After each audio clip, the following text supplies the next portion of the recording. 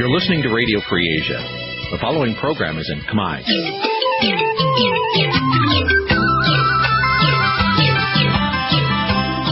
នេះជាកម្មវិធីផ្សាយវិទ្យុអាស៊ីសេរី នេះជាកម្មវិធីផ្សាយរបស់វិទ្យុអាស៊ីសេរីជាភាសាខ្មែរ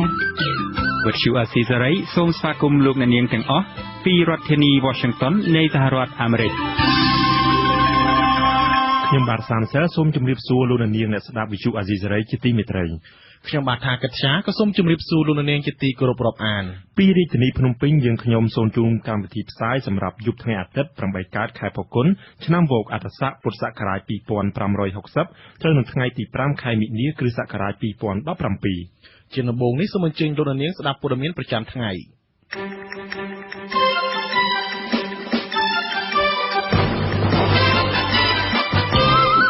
គណៈបកសង្គ្រោះជាតិថាមិនខ្វល់នឹងសារសម្លេងសម្ងាត់រវាងលោកហ៊ុនសែននិងលោកកឹមសុខា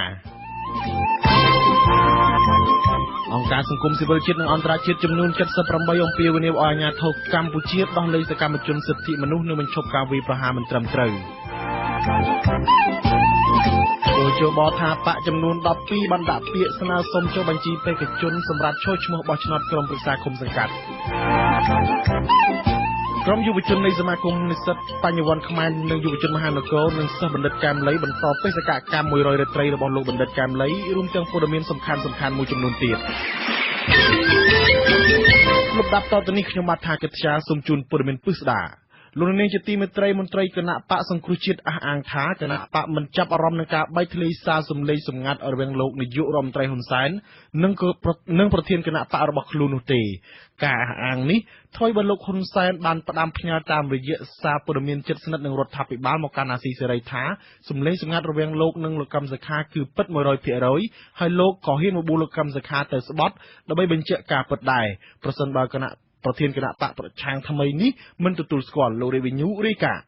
ខ្សែអត្ថសម្លេងមានរយៈពេលប្រហែល21នាទីរវាងលោកនាយករដ្ឋមន្ត្រីហ៊ុនសែននិងប្រធានគណៈបកសង្គ្រោះជាតិថ្មីលោកកឹមសុខាដែលម្ចាស់ទំព័រគណនី Facebook ឈ្មោះសីហាចេញផ្សាយជាសាធារណៈនិងអះអាងថាជាការសន្ទនាគ្នាតាមទូរស័ព្ទដែលកើតឡើងតាំងពីចុងខែ9ឆ្នាំ2016ដើម្បីបញ្ចុះបញ្ចូលឲ្យលោកកឹមសុខាវាយប្រហារឲ្យចំឈ្មោះអតីតប្រធានបកប្រឆាំងលោកសំរងស៊ីកុំឲ្យប្រើប្រាស់ពាក្យវាយប្រហារមកលើលោកហ៊ុនសែនកាលពីអំឡុងពិធីបុណ្យភ្ជុំបិណ្ឌនោះត្រូវបានមន្ត្រីគណៈបកសង្គ្រោះជាតិចាត់ទុកថាមិនមែនជារឿងថ្មីគួរឲ្យចាប់អារម្មណ៍និងព្រួយបារម្ភសម្រាប់គណៈបកឡើយមន្ត្រីនាំពាក្យគណៈបកសង្គ្រោះជាតិលោកយឹមសវណ្ណថ្លែងប្រាប់អាស៊ីសេរីនៅថ្ងៃទី5មិនិនាថាគណៈបករបស់លោកកំពុងខិតខំប្រឹងប្រែងធ្វើយ៉ាងណាដើម្បីឈានទៅដល់ការបោះឆ្នោតនៅពេលខាងមុខហើយគណៈបកមិនយកចិត្តទុកដាក់ចំពោះការបែកធ្លាយខ្សែអត្ថសម្លេងរវាងលោកហ៊ុនសែននិងលោកកឹមសុខានោះទេលោកយឹមសវណ្ណក៏មិនបកស្រាយថាខ្សែអត្ថសម្លេងរវាងលោកហ៊ុនសែននិងលោកកឹមសុខាជាការពិតឬយ៉ាងណានោះដែរដោយលោកជំរុញឲ្យទៅសួរម្ចាស់ Page Facebook ដែលបានបង្ហោះសម្លេងសន្ទនាសម្ងាត់នោះយើងចិត្តទុកដាក់ឬក៏អនយើងគិតខំប្រឹងធ្វើម៉េចដើម្បីឈានទៅរកការបោះឆ្នោតនេះទេខាងមុខការអះអាងពីមន្ត្រីគណៈបកសង្គ្រោះជាតិនេះក្រោយពីសារព័ត៌មាន Fresh News ដែលស្និទ្ធនឹងរដ្ឋាភិបាលបានចុះផ្សាយកាលពីព្រឹកថ្ងៃទី5មិនិនាថាលោកនាយករដ្ឋមន្ត្រីហ៊ុនសែនបានផ្ដាំផ្ញើមកកាន់វិទ្យុអាស៊ីសេរីថាអ្វីដែលម្ចាស់ Page Facebook ឈ្មោះសីហាចុះផ្សព្វផ្សាយអំពីសម្លេងឆ្លើយឆ្លងរបស់លោកជាមួយលោកកឹមសុខាគឺពិតប្រាកដមែនហើយលោកហ៊ុនសែនក៏បន្តថាចាប់តាំងពីមានការចរចានោះមកលោកកឹមសុខាបានធ្វើតាមការណែនាំរបស់លោកទាំងការទៅចុះឈ្មោះបោះឆ្នោតនិងការចេញសេចក្តីថ្លែងការណ៍នានារបស់លោកកឹមសុខាប៉ុន្តែមន្ត្រីខុទ្ទកាល័យលោកនាយករដ្ឋមន្ត្រីហ៊ុនសែនលោកគង់ចម្រើនថ្លែងប្រាប់អាស៊ីសេរីថាលោកមិនបានកាន់រឿងបែកធ្លាយសម្លេងសម្ងាត់នេះទេហើយក៏មិនអាចធ្វើអត្ថាធិប្បាយដើម្បីបញ្ជាក់ការពិតដែររីឯមន្ត្រីនាំពាក្យទីស្តីការគណៈរដ្ឋមន្ត្រីវិញលោកផៃស៊ីផានបញ្ជាក់ថាលោកមិនបានចាប់អារម្មណ៍នឹងរឿងបែកធ្លាយសារសម្ងាត់របស់លោកហ៊ុនសែនជាមួយលោកកឹមសុខាឡើយព្រោះមិនជាប់ពាក្យព័ន្ធនឹងរដ្ឋាភិបាលម្យ៉ាងវិញទៀតរដ្ឋាភិបាលក៏មិនចាត់វិធានការតាមផ្លូវច្បាប់ដើម្បីរកមុខអ្នកបង្ហោះសារសម្លេងសម្ងាត់របស់ប្រមុខរដ្ឋាភិបាលនោះទេព្រោះជារឿងបុគ្គលនិងទុកឲ្យបុគ្គលជាអ្នកសម្រេចអាស្រ័យទៅលើទេថាจะចាប់អារម្មណ៍ឬក៏ចាប់អារម្មណ៍អត់ដឹងចាត់ជាការតាមច្បាប់ទោះជាយ៉ាងណាក៏ដោយនៅក្នុងខ្សែអាតថតកិច្ចសន្ទនានោះសម្លេងរបស់លោកនាយករដ្ឋមន្ត្រីហ៊ុនសែនឮច្បាស់ហាក់ដូចជាថតចេញពីមាត់ផ្ទាល់រីឯសម្លេងរបស់លោកកឹមសុខាឮមិនសូវច្បាស់ហាក់ថតចេញពីទូរស័ព្ទ ការពីល្ងាចថ្ងៃទី4មីនានៅក្នុងការបែកធ្លាយសម្លេងដែលបង្ហោះដោយ page Facebook ឈ្មោះសីហាគឺលោកហ៊ុនសែនបាននិយាយណែនាំឲ្យលោកកឹមសុខាប្រើឋានៈជាប្រធានស្ដីទីគណៈបកសង្គ្រោះជាតិចេញមុខទាត់ចោលតាមរយៈ Facebook ចំពោះការលើកឡើងរបស់លោកសំរងស៊ីថាមិនអាចយកជាបានការទេលោកហ៊ុនសែនប្រាប់លោកកឹមសុខាទៀតថា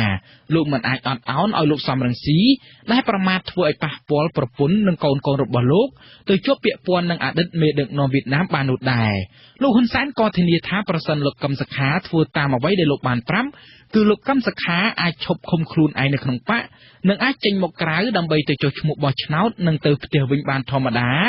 ហើយក៏គ្មាននរណាម្នាក់ហ៊ានទៅចាប់ខ្លួនរបស់លោកកឹមសុខាដោយគ្មានបញ្ជាពីលោកដែរផ្ទុយទៅវិញលោកហ៊ុនសែនប្រមាថថាប្រសិនលោកកឹមសុខានៅតែភ្ជាប់ខ្លួនជាមួយលោកសំរងស៊ីនោះលោកកឹមសុខាក៏ជួបគ្រោះថ្នាក់ដែរហើយបើទោះជាសហរដ្ឋអាមេរិកលើកទ័ពចូលស្រុកខ្មែរក៏លោកហ៊ុនសែនមិនញញើតសាកល្បងតតាំងដែរបន្ថែមពីលើនេះលោកហ៊ុនសែនក៏បញ្ជាក់ថាលោកក៏មិនខ្លាចឲ្យប្រទេសមួយនេះវិលទៅរកភ្នក់ភ្លើងសង្គ្រាមស៊ីវិលឡើងវិញដើម្បីលេងមួយចានកំចាត់ឲ្យអស់តែម្ដងអតីតប្រធានគណៈបកសង្គ្រោះជាតិលោកសំរងស៊ីដែលជាផ្ទៀងស៊ីបរបស់លោកនាយករដ្ឋមន្ត្រីហ៊ុនសែននិងជាតួឯកសំខាន់មួយក្នុងរឿងរ៉ាវបែកធ្លាយកិច្ចសន្ទនានេះបានបង្ហោះក្នុងទំព័រ Facebook របស់លោកនៅល្ងាចថ្ងៃទី5មីនាអំពាវនាវកុំវាយតម្លៃចំពោះឯកសារលាយលក្ខណ៍អក្សរឬសម្លេងទាំងនោះក្រៅពីនេះលោកសំរងស៊ីបន្តថាតាមពិតគណៈបកសង្គ្រោះជាតិនៅតែរឹងមាំដដែលហើយនៅគ្រប់កលៈទេសៈលោកបញ្ជាក់ទៀតថាទោះជាមានតំណែងឬគ្មានតំណែងក្នុងបកក៏ដោយលោកកឹមសុខានិងរូបលោកនៅតែជាមនុស្សតែមួយនិងជាដៃគូស្លាប់រស់ដើម្បីសង្គ្រោះជាតិប្រហែលជាការឆ្លើយតបដោយចំពោះទៅលោកនាយករដ្ឋមន្ត្រីហ៊ុនសែនលោកសំរងស៊ីលើកឡើងថាដោយសាររកវិធីមិនបានដើម្បីឲ្យគណៈបកសង្គ្រោះជាតិចុះខ្សោយទើបមានការប្រើល្បិចកាន់តែថោកទាបតែទីបញ្ចប់ត្រូវតែចាញ់គណៈបកសង្គ្រោះជាតិអាស៊ីសេរីមិនអាចសុំការបកស្រាយផ្ទាល់ពីលោកកឹមសុខាបានទេដោយទូរស័ព្ទលោកមិនអាចតាក់ទងបានប៉ុន្តែលោកកឹមសុខាបានសរសេរនៅលើទំព័រ Facebook ផ្ទាល់ខ្លួនរបស់លោកនៅថ្ងៃទី5មីនាថាគណៈបកសង្គ្រោះជាតិកើតឡើងពីការរួបរวมគ្នាហើយអ្វីគណៈបកតែងតែរួមគ្នាគិតរួមគ្នាធ្វើរួមគ្នាសម្រេចដើម្បីផលប្រយោជន៍រួមសម្រាប់ប្រទេសជាតិនិងប្រជាពលរដ្ឋខ្មែរខ្ញុំរីកវិញ្ញូអាស៊ីសេរីភ្នំពេញបាទលោកនាងជាទីមេត្រីអង្គការសង្គមស៊ីវិលផ្នែកសិទ្ធិមនុស្សចំនួន78ដែលភាគច្រើនមានមូលដ្ឋាននៅតំបន់អាស៊ីនៅថ្ងៃទី5មីនាបានចេញសេចក្តីថ្លែងការណ៍រួមគ្នាសម្ដែងការមិនពេញចិត្តជាខ្លាំងចំពោះការបន្តឃុំខ្លួនសកម្មជនសិទ្ធិមនុស្សកម្ពុជាទាំង5រូបនិងអំពាវនាវឲ្យបញ្ឈប់ជាបន្ទាន់នៅការយាយីតាមផ្លូវតុលាការនិងការប្រើអំពើហិង្សាមកលើអ្នកការពារសិទ្ធិមនុស្សនៅកម្ពុជាលោកសានសេលរាយការណ៍ព័ត៌មាននេះក្រុមសង្គមស៊ីវិលទាំងនេះបញ្ជាក់ថាការវាយប្រហារដ៏ឥតខ្មាស់មកលើសកម្មជនការពារសិទ្ធិមនុស្សនៅកម្ពុជារយៈពេលចុងក្រោយនេះដែលមើលទៅហាក់ដូចជាយុទ្ធសាស្ត្ររៀបចំទុកជាមុនយ៉ាងច្បាស់លាស់របស់អាជ្ញាធរកម្ពុជាក្នុងការដាក់ទណ្ឌកម្មនិងរារាំងការបញ្ចេញមតិប្រឆាំងគណៈការបោះឆ្នោតឃុំសង្កាត់នឹងមកដល់ក្នុងរយៈពេល4ខែទៀតនិងការបោះឆ្នោតជាតិនៅឆ្នាំ2018សេចក្តីថ្លែងការណ៍នេះក៏បង្ហាញការព្រួយបារម្ភរបស់បណ្ដាញសង្គមស៊ីវិលទាំង78ចំពោះការកើនឡើងនៃភាពធ្ងន់ធ្ងរនៃការបង្ក្រាបរបស់រដ្ឋាភិបាលកម្ពុជាមកលើសេរីភាពជាមូលដ្ឋានដែលអ្នកការពារសិទ្ធិមនុស្សត្រូវបានក្លាយជាគោលដៅនៃការគំរាមកំហែងការយាយីតាមផ្លូវតុលាការនិងការប្រើអំពើហិង្សាពួកគេសង្កត់ធ្ងន់ថាអ្នកការពារសិទ្ធិមនុស្សមានតួនាទីយ៉ាងសំខាន់ក្នុងការទាមទារឲ្យអ្នកមានអំណាចមានការទទួលខុសត្រូវការវាយប្រហារមកលើបុគ្គលដែលធ្វើការលើបញ្ហាសិទ្ធិមនុស្សដោយសន្តិភាពនិងត្រឹមត្រូវតាមផ្លូវច្បាប់គឺជារឿងខុសច្បាប់ដែលមិនអាចទទួលយកបាននិងត្រូវតែបញ្ឈប់អ្នកការពារសិទ្ធិមនុស្សរបស់សមាគមអាត60ចំនួន4នាក់រួមមានអ្នកស្រីលឹមមុនីលោកនីសុខាលោកណៃវងដាលោកយីសុកសានរួមនឹងអគ្គលេខាធិការរងរបស់កោជបនិងអតីតអ្នកការពារសិទ្ធិមនុស្សនៃសមាគមអាត60លោកនីចរិយាត្រូវបានតុលាការដាក់ឲ្យជាប់ឃុំចំនួនជាង300ថ្ងៃហើយការសម្រេចរបស់តុលាការដែលត្រូវបានអ្នកតាមដានរិះគន់ថាស្ថិតក្រោមឥទ្ធិពលនយោបាយសេចក្តីថ្លែងការណ៍នេះក៏ទាញករណីការកាត់ទោសអ្នកស្រីទេវ៉ានីសកម្មជនតវ៉ាដេកធ្លីលីកធ្លោដែលត្រូវតុលាការផ្តន្ទាទោសដាក់ពន្ធនាគារចំនួន2ឆ្នាំកន្លះនិងពិន័យជាប្រាក់ថាបានចូលរួមរុញការដើរថយក្រោយនៃស្ថានភាពសិទ្ធិមនុស្សនៅកម្ពុជា អ្នកស្រីទេវនីដែលតែងតែចេញតាមដងផ្លូវតវ៉ានិងរិះគន់រដ្ឋាភិបាលពីការខ្វះប្រសិទ្ធភាពដោះស្រាយចំនួនដីធ្លីដ៏រ៉ាំរ៉ៃនៅតំបន់បង្កក់ដែលកំពុងប្រែក្លាយជាទីក្រុងរណបនៅក្បែរអគារវិមានសន្តិភាពនិងទីស្តីការគណៈរដ្ឋមន្ត្រីអ្នកស្រីទេវនីត្រូវបានអាជ្ញាធរឃាត់ខ្លួនកាលពីខែសីហាឆ្នាំ2016នៅពេលអ្នកស្រីនិងសហគមន៍បង្កក់រៀបចំយុទ្ធនាការថ្ងៃច័ន្ទពណ៌ខ្មៅដែលរដ្ឋាភិបាលហៅថាជាចលនាបដិវត្តពណ៌ដើម្បីទាមទារឲ្យដោះលែងអ្នកការពារសិទ្ធិមនុស្សចាប់ពីពេលនោះមកបណ្ដឹងជាច្រើនប្រឆាំងនឹងអ្នកស្រីទេវនីត្រូវបានតុលាការសើរើយកមកជំនុំជម្រះទូយ៉ាងណាសហគមន៍បង្កក់និងសហគមន៍បូរីកីឡាបញ្ជាក់ថានឹងបន្តធ្វើយុទ្ធនាការនេះទៀតរហូតដល់អ្នកដែលកំពុងជាប់ឃុំត្រូវបានគេដោះលែងអង្គការសង្គមស៊ីវិលជាតិអន្តរជាតិទាំង78គូបញ្ជាក់នៅក្នុងសេចក្តីថ្លែងការណ៍ថាការវិវត្តទាំងនេះបានកើតឡើងក្នុងបរិយាកាសដ៏អាក្រក់សម្រាប់វិស័យសិទ្ធិមនុស្សនៅកម្ពុជាពួកគេបន្ថែមថាការដែលមន្ត្រីរបស់រដ្ឋាភិបាលចាត់ទុកការប្រមូលផ្ដុំនិងការតវ៉ាដោយអហិង្សាជាចលនាធ្វើបដិវត្តពណ៌ហាក់ជាការសបញ្ជាក់ថារដ្ឋាភិបាលព្យាយាមបដូរនិយមន័យនៃការធ្វើបាតកម្មដោយអហិង្សាដែលគាំពៀដោយច្បាប់ទៅជាទង្វើខុសច្បាប់វិញដើម្បីការពារខ្លួនមុនពេលចូលបង្ក្រាបដោយមិនសមាមាត្រនិងហិង្សាលើក្បួនតវ៉ាសេចក្តីថ្លែងការណ៍នេះបង្ហាញការព្រួយបារម្ភថាសកម្មភាពទាំងអស់នេះធ្វើឲ្យអ្នកការពារសិទ្ធិមនុស្សនិងប្រជាពលរដ្ឋប្រឈមនឹងគ្រោះថ្នាក់នៅពេលពួកគេសម្ដែងមតិប្រមូលផ្ដុំជួបជុំនៅក្នុងអំឡុងរយៈពេលបោះឆ្នោតដែលខិតជុលមកដល់ក៏ប៉ុន្តែលោកសុកអេសានអ្នកនាំពាក្យគណៈបកប្រជាជនកម្ពុជាយល់ផ្ទុយពីនេះលោកថាការជាប់ឃុំរបស់អ្នកការពារសិទ្ធិមនុស្សទាំងអស់មិនជាប់តាក់ទងនឹងការដាក់សម្ពាធផ្នែកនយោបាយនោះទេតែជាការអនុវត្តទៅតាមច្បាប់បើជនណាប្រព្រឹត្តល្មើសច្បាប់ត្រូវតែទទួលការផ្ដន្ទាទោសដែលលោកថាអ្នកជាប់ឃុំទាំងនោះបានព្យាយាមបំបត្តិភស្តុតាងអាហ្នឹងមិនត្រូវថាខ្លួនឯងប្រព្រឹត្តល្មើសច្បាប់ខ្លួនឯងមិនទទួលស្គាល់ការពិតខ្លួនឯងមិនហ៊ានទៅមុខច្បាប់ទៅជាដាក់ទោសកំហុសទៅលើអ្នកដទៃទៅវិញវាមានភ្លើងបានមិនមានផ្សែងវាមិនដែលផ្សែងឯណាមករកភ្លើងទេលោកបន្ថែមថារដ្ឋាភិបាលក៏មិនបានគៀបសង្កត់សិទ្ធិសេរីភាពបញ្ចេញមតិនោះទេតែលោកថាអ្នកសម្ដែងមតិហួសពីព្រំដែនកំណត់ត្រូវទទួលខុសត្រូវចំពោះមុខច្បាប់សេចក្តីប្រកាសអង្គការសហប្រជាជាតិស្តីពីអ្នកការពារសិទ្ធិមនុស្សឆ្នាំ1999បានចែងថាសិទ្ធិរបស់បុគ្គលគ្រប់រូបក្នុងការចូលរួមសកម្មភាពទាំងឡាយដោយសន្តិវិធីដើម្បីប្រឆាំងនឹងការរំលោភបំពានសិទ្ធិមនុស្សនិងសេរីភាពជាមូលដ្ឋានត្រូវបានធានាជាលក្ខណៈអន្តរជាតិក្រុមការងារអង្គការសហប្រជាជាតិទទួលបន្ទុកបញ្ហាការឃុំតាមអំពើចិត្តកាលពីខែវិច្ឆិកាឆ្នាំ2016សម្រេចថាអ្នកការពារសិទ្ធិមនុស្សដែលកំពុងជាប់ឃុំត្រូវបានគេរើសអើងដោយសារតែពួកគេមានឋានៈជាអ្នកការពារសិទ្ធិមនុស្សនិងពួកគេរងការរំលោភបំពានសិទ្ធិទទួលបានការជំនុំជម្រះដោយយុត្តិធម៌ហើយក្រុមការងារនេះក៏អំពាវនាវឲ្យដោះលែងអ្នកកំពុងជាប់ឃុំ3ខែក្រោយមកទៀតអ្នករាយការណ៍ពិសេសផ្នែកសិទ្ធិមនុស្សស្តីពីកម្ពុជារបស់អង្គការសហប្រជាជាតិលើកឡើងថាគណៈធនធាននិងកិច្ចខិតខំប្រឹងប្រែងជាច្រើនត្រូវបានប្រើប្រាស់ដើម្បីពង្រឹងប្រសិទ្ធភាពនៃប្រព័ន្ធតុលាការនៅកម្ពុជាបានផ្ដើមប្រសើរឡើងផ្នែកខ្លះក៏ប៉ុន្តែប្រសិទ្ធភាពនៃការងារតុលាការត្រូវបានបាត់បង់ទាំងស្រុងក្នុងករណីជំនុំជម្រះអ្នកការពារសិទ្ធិមនុស្សរបាយការណ៍អង្កេតដែលទើបចេញផ្សាយដោយអង្គការដំឡាភិបអន្តរជាតិរកឃើញថាប្រជាពលរដ្ឋកម្ពុជាចាត់ទុកស្ថាប័នតុលាការជាស្ថាប័នសាធារណៈដែលពុករលួយជាងគេបំផុតនៅប្រទេសកម្ពុជាអ្នកការពារសិទ្ធិមនុស្សត្រូវបានតុលាការចារចោលសំណើសុំឲ្យនៅក្រៅឃុំចំនួន6លើករួចមកហើយលោកកឹមសុខាក្រោយពេលទទួលការព្រះរាជទានទោសតាមសំណើរបស់លោកនាយករដ្ឋមន្ត្រីបង្ហាញសញ្ញាវិជ្ជមាននៃការដោះលែងអ្នកការពារសិទ្ធិមនុស្សតាមរយៈគម្រោងជួបចរចារវាងមេដឹកនាំជាន់ខ្ពស់នៃគណៈបកនយោបាយមានសម្លេងក្នុងរដ្ឋសភាក៏ប៉ុន្តែការជួបចរចាត្រូវបានលើកពេលនិងផ្អាករហូតមកដល់ពេលបច្ចុប្បន្នបន្ទាប់ពីភាពតានតឹងនយោបាយកើនឡើងរហូតដល់មានការរំលាយតួនាទីប្រធានក្រុមភាគតិចនៃរដ្ឋសភាសម្រាប់ចរចានយោបាយនិងការអនុម័តសេចក្តីស្នើស្តីពីវិសោធនកម្មច្បាប់ស្តីពីគណៈបកនយោបាយពីសំណាក់សមាជិកសភាគណៈបកកណ្ដាលអំណាចដែលអ្នកវិភាគពន្យល់ថាជាការព្យាយាមប៉ុនប៉ងរំលាយគណៈបកប្រឆាំងមុនការបោះឆ្នោតមកដល់ខ្ញុំសាមសែលអាស៊ីសេរីភ្នំពេញបាទលោកនាងជាទីមិត្តរីថ្ងៃទី5មីនានេះជាថ្ងៃចុងក្រោយនៃការទទួលពាក្យសុំចុះបញ្ជីបេក្ខជននៃគណៈបកនយោបាយចូលឈ្មោះបោះឆ្នោតក្រុមប្រឹក្សាឃុំសង្កាត់អាណត្តិទី4ដែលនឹងប្រព្រឹត្តទៅនៅខែមិថុនាខាងមុខអ្នកនាំពាក្យគណៈកម្មាធិការជ្រៀបចំការបោះឆ្នោតលោកហងពុទ្ធីឲ្យដឹងនៅយប់ថ្ងៃទី5មីនាថាកោជបកំពុងបូកសរុបលទ្ធផលនេះនៅឡើយគិតត្រឹមថ្ងៃទី4ខែមិនិនាម្សិលមិញមានគណៈបកនយោបាយចំនួន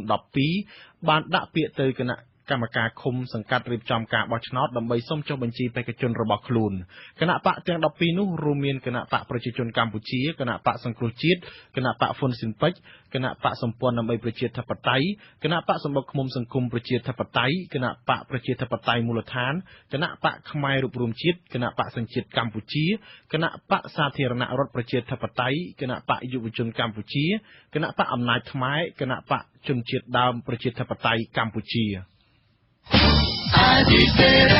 លោកនាងជាទីមេត្រីសមាជិកសហគមន៍ជនជាតិដើមភាគតិចនៅឃុំពយស្រុកអូជុំខេត្តរតនគិរីបារម្ភពីការបាត់បង់ប្រពៃណីត្បាញក្រណាត់និងសិប្បកម្មគ្រឿងសម្ភារៈប្រើប្រាស់បែបប្រពៃណីដោយសារតែវត្ថុធាតុដើមថ្លៃនិងគ្មានទីផ្សារសម្រាប់គាំទ្រការផលិតគ្រឿងប្រើប្រាស់ទាំងនោះសូមលោកនាងរងចាំស្ដាប់សេចក្តីរាយការណ៍ពិស្ដារអំពីរឿងនេះនៅក្រៅព័ត៌មានប្រចាំថ្ងៃលោកនាងជាទីមេត្រីក្រុមយុវជននៃសមាគមនិស្សិតបញ្ញវន្តខ្មែរនិងយុវជនមហានគរបន្តបេសកកម្ម100រាត្រីដែលជារបស់លោកបណ្ឌិតកែមលីចូលដល់រាត្រីទី16យុវជនអះអាងថានឹងបន្តបេសកកម្មនេះរហូតដល់គោលដៅលោកលេងម៉ាលីរាយការណ៍អំពីព័ត៌មាននេះ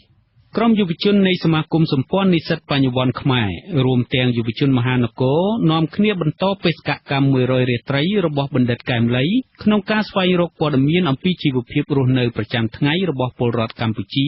និងអំពីបញ្ហាព្រំដែនយុវជននៃសមាគមសម្ព័ន្ធនិស្សិតបញ្ញវន្តខ្មែរគឺលោកមួងសូនីថ្លែងថាបេសកកម្មនេះជាបេសកកម្មសំខាន់បន្តពីរាត្រីទី15ដែលបណ្ឌិតកែមលីបានធ្វើកាលពីលោកនៅមានជីវិតបន្តពីដំណើរការនៃគាត់ខំធ្វើដើម្បីប្រទេសជាតិហ្នឹងរឿងមួយទៀតគឺដោយសារតែពួកខ្ញុំដែលបានប្រងពិភពលោកគ្រូកាន់លីចង់ប្រងចំណិតស្នាដៃរបស់គាត់ហ្នឹងទុកជាឯកសារដែលគាត់ចង់ប្រងគឺយើងបានលក់ជាថវិកាហើយថវិកាហ្នឹងដោយយើងបានសន្យាជាមួយនឹងបងប្អូនជាប្រជាប្រដ្ឋខ្មែរដែរថាកាលណាយើងលក់ទៅហើយបានលុយគឺយើងនឹងយកថវិកាហ្នឹងទៅបន្តធ្វើកិច្ចកម្ម100រៀលទៅនឹងរឿងកោះប៉ុន្តែដែលហេតុថាកន្លងមកនេះគឺឃើញថាមានប្រជាជនយើងមួយចំនួនក្នុងនេះនយោបាយហ្នឹងបានប្រកាសថានឹងបន្តកិច្ចកម្ម100រៀលទៅបានទៅពីក្រុមពួកខ្ញុំហ្នឹងមិនទាន់នឹងធ្វើអញ្ចឹងទៅយើងយកថវិកានៃការលុយទៅហ្នឹងហើយជាមួយការសន្យាផងដែរហ្នឹងក៏បន្តបេសកកម្មដើម្បីគឺជាកិច្ចការ100រៀលនៃរឿងកោះទៅបណ្ឌិតកែមលីធ្លាប់បានចុះទៅតាមមូលដ្ឋាននានាបានចំនួន15រាត្រីដើម្បីស្វែងយល់អំពីស្ថានភាពជីវភាពរស់នៅរបស់ពលរដ្ឋពិនិត្យមើលបញ្ហាសង្គមនយោបាយនិងអំពីបញ្ហាព្រំដែនហើយវិភាគអំពីបញ្ហាទាំងនោះសម្រាប់ពលរដ្ឋកម្ពុជាទាំងមូលបានដឹងលោកត្រូវបានឃាតករដែលអះអាងខ្លួនឯងថាឈ្មោះជួបសម្លាប់បាញ់សម្លាប់លោកកាលពីថ្ងៃទី10ខែកក្កដាឆ្នាំ2016ក្រោយមរណភាពរបស់បណ្ឌិតកែមលីមានយុវជននិងអ្នកនយោបាយខ្លះសន្យាថានឹងបន្តបេសកកម្ម100រាត្រីរបស់លោកក្នុងបេសកកម្មរាត្រីទី16ពីបណ្ឌិតកែមលីលោកមួងសូនីឲ្យដឹងថារហូតមកដល់ពេលនេះក្រុមយុវជនរបស់លោកបានចុះសិក្សានិងសម្ភាសផ្ទាល់អំពីជីវភាពរបស់ពលរដ្ឋនៅតាមមូលដ្ឋាននៅតំបន់ព្រំដែនកម្ពុជាថៃក្នុងខេត្តបន្ទាយមានជ័យនិងប៉ៃលិនក្រុមយុវជនទាំងនេះរកឃើញថាពលរដ្ឋកម្ពុជានៅតំបន់ព្រំដែនទាំងនោះមានជីវភាពលំបាកគ្មានការអភិវឌ្ឍប្រព័ន្ធទឹកនិងសេវាសាធារណៈខ្វះខាតដែលជាកង្វះការលើកទឹកចិត្តពលរដ្ឋរស់នៅតាមព្រំដែននោះយុវជនជាច្រើននៅតំបន់នោះបានចេញទៅធ្វើកម្មករខ្វះជំនាញនៅប្រទេសថៃក្រៅពីតំបន់ព្រំដែនក្រុមយុវជនរបស់លោកមួងសូនីក៏បានសិក្សាអំពីស្ថានភាពអ្នករស់នៅតាមបឹងទន្លេសាបដែរទាំងពលរដ្ឋខ្មែរនិងជនអន្តោប្រវេសន៍វៀតណាមដែលទាក់ទងនឹងបញ្ហានេសាទនិងហានិភ័យសម្រាប់ប្រទេសកម្ពុជាការស្រាវជ្រាវរបស់លោករកឃើញថាបញ្ហាបរិស្ថានទឹកទន្លេសាបដែលប្រើប្រាស់ដាំស្លទទួលទាននិងងូតមានភាពក្រខ្វក់បណ្ដាលឲ្យមានជំងឺយុវជនមួងសូនីប្រៀបធៀបថាពលរដ្ឋខ្មែរប្រឈមបញ្ហាគ្មានមុខរបរហើយទៅនេសាទឆ្ងាយពីផ្ទះរាយជនជាតិវៀតណាមរស់នៅទីនោះកើនឡើងប្រើឧបករណ៍ទំនើបខុសច្បាប់ធ្វើឲ្យផលត្រីធ្លាក់ចុះខ្លាំងអញ្ចឹងទៅបានគឺខ្ញុំយល់ឃើញថាការបន្តបេសកកម្មនេះគឺជារឿងសំខាន់ជាចាំបាច់មែនទែនសម្រាប់ប្រទេសជាតិយើងតែបើមិនយើងអត់ធ្វើទេតើនរណាគេនឹងមកសិក្សាអំពីបញ្ហាប្រទេសជាតិយើងហ្នឹងគឺផ្នែកនេះខ្ញុំមកចុះរៀបត្រីទី16ចឹងបើខ្ញុំអត់ថាទេគឺខ្ញុំថាយូរនោះមានជំរងក្នុងការលាបប្រដាក់យកប្រទេសកម្ពុជាក្នុងរយៈពេល20ឆ្នាំទៀតនេះដល់នៅក្នុងបឹងទន្លេសាបខ្ញុំចូលទៅថ្មីហ្នឹងគឺមានពីតាមជាង10000នាក់នៅក្នុងប្រទេសទី16ខ្ញុំចូលហ្នឹងហើយយើងឃើញថាពួកគាត់នឹងមានសពធរមានក្លារីនៅខ្លួនឯងមានការឧបត្ថម្ភពីរាជការរបស់ខ្លួនហើយមានទឹកបោះឆ្នោតមានគុំជាជនពីវៀតណាមទៀត លោកបញ្ជាក់បន្ថែមទៀតថាការបន្តបេសកកម្ម100រាត្រីនេះគឺជាការបន្តដំណើររបស់បណ្ឌិតកែមលីដែលបានផ្ដួចផ្ដើមគំនិតស្វែងយល់ពីបញ្ហាជាច្រើននៅក្នុងសង្គមកម្ពុជាទាំងបញ្ហានយោបាយសេដ្ឋកិច្ចជនអន្តោប្រវេសន៍បញ្ហាព្រំដែននិងកោះដែលនៅលាក់លៀមលោកមានបំណងប្រមូលព័ត៌មានទាំងនេះចងក្រងជាសៀវភៅដើម្បីផ្សព្វផ្សាយឲ្យពលរដ្ឋយល់ដឹងជាសាធារណៈដែលទាក់ទងនឹងអភិបាលកិច្ចនិងយុត្តិធម៌សង្គមសៀវភៅកម្រងទស្សនៈសង្គមនិងនយោបាយរបស់បណ្ឌិតកែមលីដែលចងក្រងដោយក្រុមយុវជននៃសមាគមសម្ព័ន្ធនិស្សិតបញ្ញវន្តខ្មែរនិងយុវជនមហានគរសរសេរថាក្នុងបេសកកម្មស្រាវជ្រាវរកការពិត100រាត្រី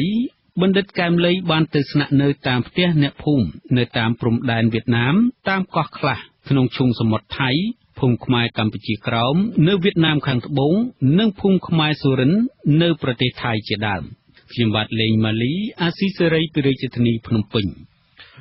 បាទលោកនាងជាទីមេត្រីមន្ត្រីអង្គការសង្គមស៊ីវិលនិងពលរដ្ឋសម្ដែងក្តីព្រួយបារម្ភអំពីការកើនឡើងអ្នកជួញដូរនិងអ្នកប្រើប្រាស់គ្រឿងញៀនបានរាលដាលស្ទើរគ្រប់តំបន់ទាំងទីប្រជុំជននិងជនបទក្នុងខេត្តស្ទឹងត្រែងនិងខេត្តក្រចេះខណៈឈ្មួញបានចរាចរទីផ្សារផ្លូវងងឹតតាមច្រករបៀងទាំងផ្លូវគោកនិងផ្លូវទឹកឆ្លងកាត់ច្រកព្រំដែនកម្ពុជាឡាវលោកម៉ាន់សុធីរាយការណ៍ព័ត៌មាននេះក្តីបារម្ភនេះធ្វើឡើងក្រោយពីស្នងការនគរបាលខេត្តស្ទឹងត្រែងបើកប្រតិបត្តិការបង្ក្រាបគ្រឿងញៀនទ្រង់ទ្រាយធំដែលត្រូវបរិសុទ្ធជនជាតិឡាវនាំចូលមកកម្ពុជានៅចំណុចច្រកព្រំដែនកម្ពុជាឡាវហើយរឹបអូសបានគ្រឿងញៀនមេតាំហ្វេតាមីនឬម៉ាតាកកចំនួន5គីឡូក្រាមកាលពីព្រឹកថ្ងៃទី4មីនាបញ្ហានេះមន្ត្រីសង្គមស៊ីវិលជំរុញឲ្យរដ្ឋាភិបាលពង្រឹងសមត្ថភាពត្រួតពិនិត្យតាមច្រកព្រំដែនឲ្យមានប្រសិទ្ធភាពមន្ត្រីសម្របសម្រួលសមាគមអាត60ខេត្តស្ទឹងត្រែងលោកហៅសំអល់ឲ្យដឹងនៅថ្ងៃទី5មីនាថាគ្រឿងញៀនបាននាំចូលមកកម្ពុជាតាមច្រកព្រំដែនច្រើនកន្លែងនៅខេត្តស្ទឹងត្រែងព្រោះខេត្តនេះសម្បូរដោយព្រៃភ្នំនិងទន្លេហើយអ្នកជួញដូរងាយស្រួលឆ្លងកាត់និងរត់ពន្ធហើយច្រករបៀងសំខាន់ៗដែលអ្នកជួញដូររត់ពន្ធឆ្លងដែនមានជាង10កន្លែងផ្សេងទៀតលោកចាត់ទុកខេត្តស្ទឹងត្រែងគឺជាច្រកសេដ្ឋកិច្ចទីផ្សារផ្លូវងងឹតដែលក្រុមឈ្មួញជួញដូរគ្រឿងញៀនឆ្លងកាត់ហើយនេះទាមទារឲ្យរដ្ឋាភិបាលរកមធ្យោបាយពង្រឹងត្រួតពិនិត្យព្រំដែនតឹងរឹងនិងបន្ថែមល្បឿនបង្កើតប្រព័ន្ធរាយការណ៍ឲ្យសមត្ថកិច្ចទាក់ទិនការប្រើប្រាស់គ្រឿងញៀននិងការជួញដូរបង្ក្រាបហ្នឹងយើងមិនដឹងថាចំនួននៃការបង្ក្រាបហ្នឹងនិងចំនួននៃការជួញដូរដែលវាឬមួយក៏ដែលសមត្ថកិច្ចមិនដឹងវាចូលដល់ករណីប៉ុន្តែដល់ឡែកសមត្ថកិច្ចគាត់ដឹងចាប់បានតែមួយពីរករណីហ្នឹងណាអញ្ចឹងខាង7-8ករណីទៀតដែលវាចូលដល់សមត្ថកិច្ចយើងមិនដឹងហ្នឹងវាអានោះហើយដែលជាការព្រួយបារម្ភរបស់យើងកាលពីថ្ងៃទី4មីនានគរបាលនៃស្នងការដ្ឋានខេត្តស្ទឹងត្រែងបានឃាត់ខ្លួនជនជាតិឡាវម្នាក់នៅចំណុចព្រំដែនកម្ពុជាឡាវរឹបអូសគ្រឿងញៀនប្រភេទមេតាំហ្វេតាមីន5គីឡូក្រាមនិងបានបញ្ជូនជនសង្ស័យទៅសាលាដំបងខេត្តស្ទឹងត្រែងនៅថ្ងៃទី5ខែមីនាប្រតិបត្តិការនេះសមត្ថកិច្ចនៅបន្តស៊ើបអង្កេតរកអ្នកពាក់ព័ន្ធហើយពុំទាន់បង្ហាញតម្រុយអ្នកពាក់ព័ន្ធនៅឡើយទេរបាយការណ៍ការរិះគន់ប្រឆាំងគ្រឿងញៀននៃស្នងការដ្ឋាននគរបាលខេត្តស្ទឹងត្រែងឲ្យដឹងថាចាប់ពីដើមឆ្នាំ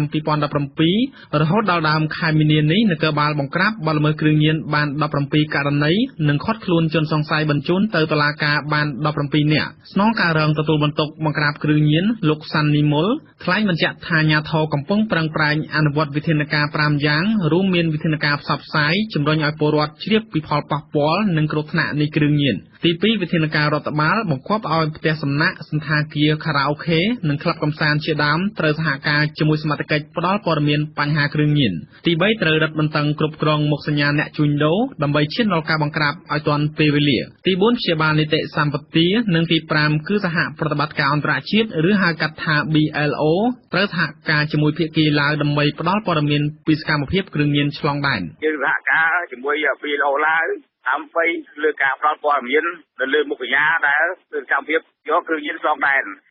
យើងត្រូវរឹតបន្តឹងពីការបង្ក្រាបនឹងដើម្បីឲ្យមានភាពជោគជ័យក្នុងការយុទ្ធនាការបង្ក្រាបគ្រឿងញៀនចំណែកនៅខេត្តក្រចេះមន្ត្រីស៊ើបអង្កេតសមាគមអាត60ខេត្តក្រចេះលោកប៊ីវ៉ានីឲ្យដឹងនៅថ្ងៃទី5មីនាថាបច្ចុប្បន្នគ្រឿងញៀនកំពុងរាលដាលគ្រប់តំបន់នៅខេត្តក្រចេះនិងជ្រាបដល់សហគមន៍ជនជាតិដើមភាគតិចលោកថាតាមសាលារៀនវត្តអារាមនិងជនបទដាច់ស្រយាលក៏ជាទិសដៅនៃការប្រើប្រាស់គ្រឿងញៀនដែរលោកក៏សម្គាល់ថាសមត្ថកិច្ចនៅខេត្តក្រចេះភាគច្រើនបង្ក្រាបបានតែអ្នកប្រើប្រាស់ដោយឡែកអ្នកជួញដូរលោកកម្រឃើញសមត្ថកិច្ចបង្ក្រាបបានជាដុំកំភួនឡើយ ទោះបីជានៅតំបន់ដាច់ស្រយាលកន្លែង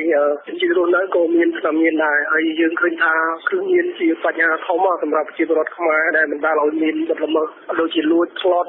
ប្រធានអង្គការសម្ព័ន្ធគណនេយ្យភាពសង្គមកម្ពុជាលោកសនជ័យផ្ដល់ទស្សនៈថាបើចង់ឲ្យកម្ពុជាគេចផុតពីសម្បត្តិអាក្រក់នៃការចែកចាយគ្រឿងញៀនបែបនេះត្រូវរកមធ្យោបាយដើម្បីកំទេចមេខ្លោងនិងត្រូវពង្រឹងប្រព័ន្ធតុលាការហើយប្រសិនបើរកឃើញថាមានតម្រុយប្រព្រឹត្តអំពើពុករលួយនៅប្រព័ន្ធតុលាការសមត្ថកិច្ចរាជរដ្ឋាភិបាលត្រូវមានវិធានការបន្ទាន់ដោយប្រឆាំងជនស៊ីសំណូកតាក់ទងគ្រឿងញៀន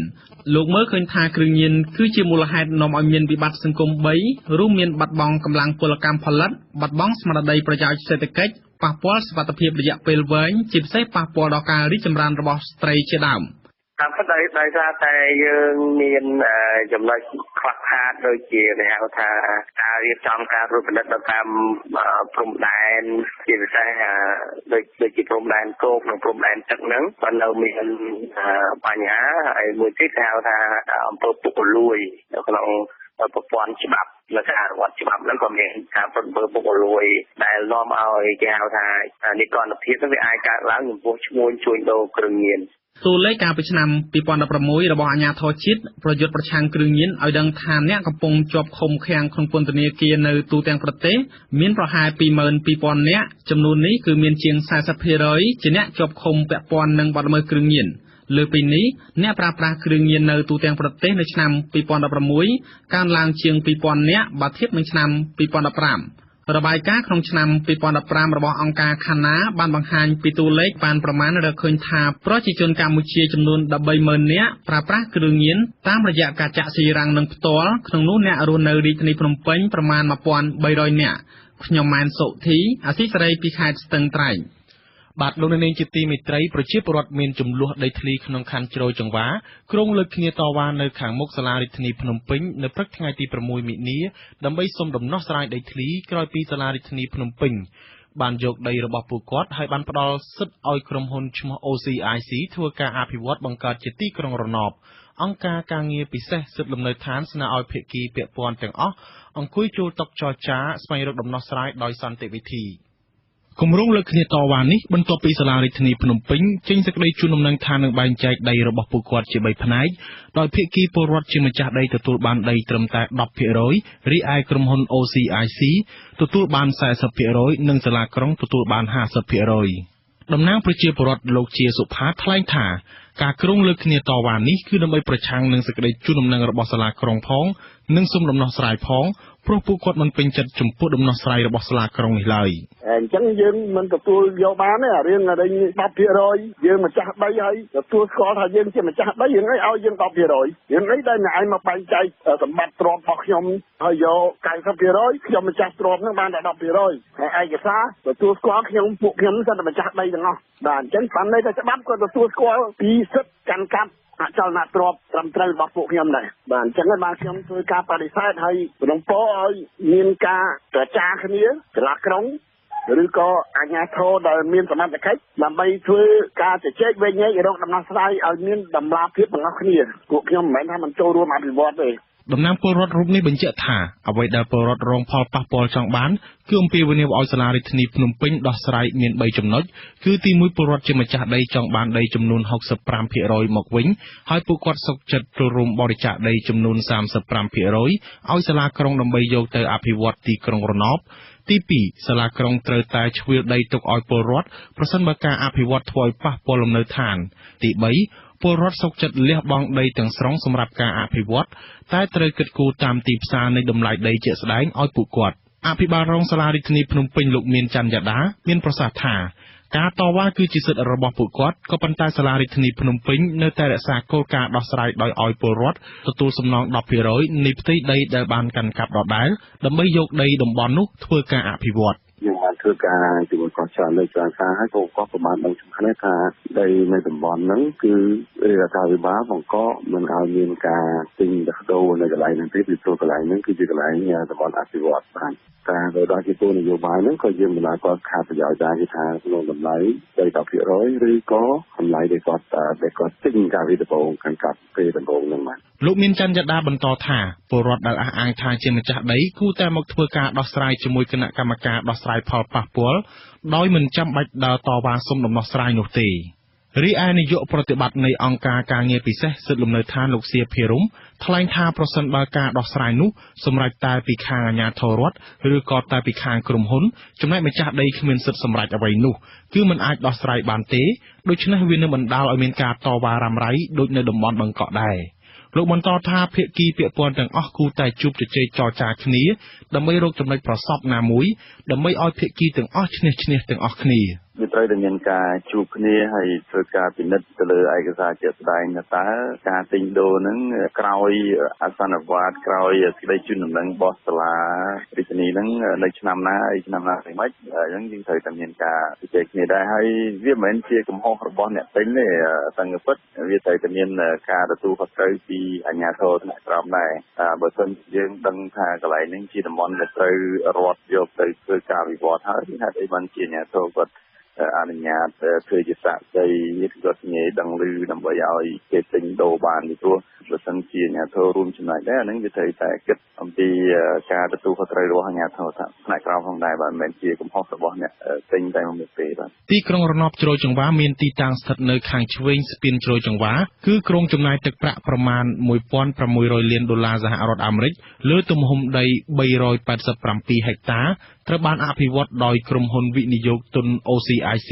ដែលផ្ដល់ហិរញ្ញប្បទានដោយធនាគារកាណាឌីយ៉ាលោកនាងទើបបានស្ដាប់ព័ត៌មានប្រចាំថ្ងៃរបស់វិទ្យុអាស៊ីសេរីដែលរៀបចំជូននៅខ្ញុំបាទថាកត្យាសូមអញ្ជើញលោកនាងរងចាំស្ដាប់សេចក្តីរាយការណ៍នេះពិស្ដារនៅពេលបន្តិចទៀតដែរ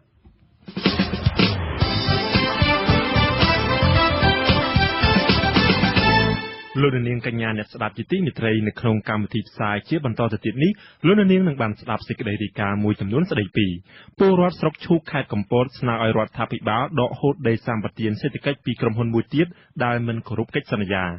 សិប្បកម្មប្រពៃណីជនជាតិដើមភាគតិចនៅខេត្តរតនគិរីកាន់តែថយចុះសង្គមស៊ីវិលបន្តព្រួយបារម្ភចំពោះសកម្មភាពកាប់បំផ្លាញព្រៃឈើនៅលើកោះរ៉ុងហើយនៅចុងក្រោយនៃកម្មវិធីផ្សាយគឺជាព័ត៌មានបញ្ចប់សូមលោកនាងរងចាំស្ដាប់ការផ្សាយរបស់យើងដែលមានជាបន្តបន្ទាប់ដូចតទៅ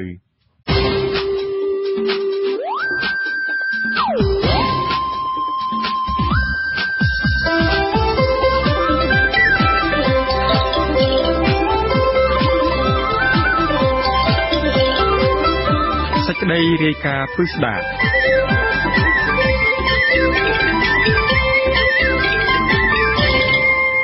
ប្រជាពលរដ្ឋរស់នៅក្នុងឃុំមួយចំនួននៃស្រុកឈូកខេត្តកំពតស្នើឲ្យក្រសួងកសិកម្មនិងស្ថាប័នពាក់ព័ន្ធចុះមកសិក្សានិងឈានដល់ការដកហូតដីសម្បត្តិសេដ្ឋកិច្ចពីក្រុមហ៊ុនឯកជនមួយដែលទទួលបានដីសម្បត្តិពីរដ្ឋប៉ុន្តែទុកដីទំនេរចោលមិនឃើញមានការអភិវឌ្ឍ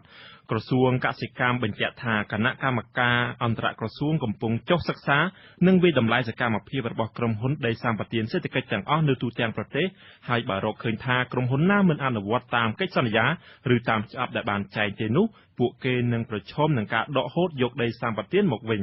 លោកយ៉ងច័ន្ទតារារាយការណ៍អំពីរឿងនេះ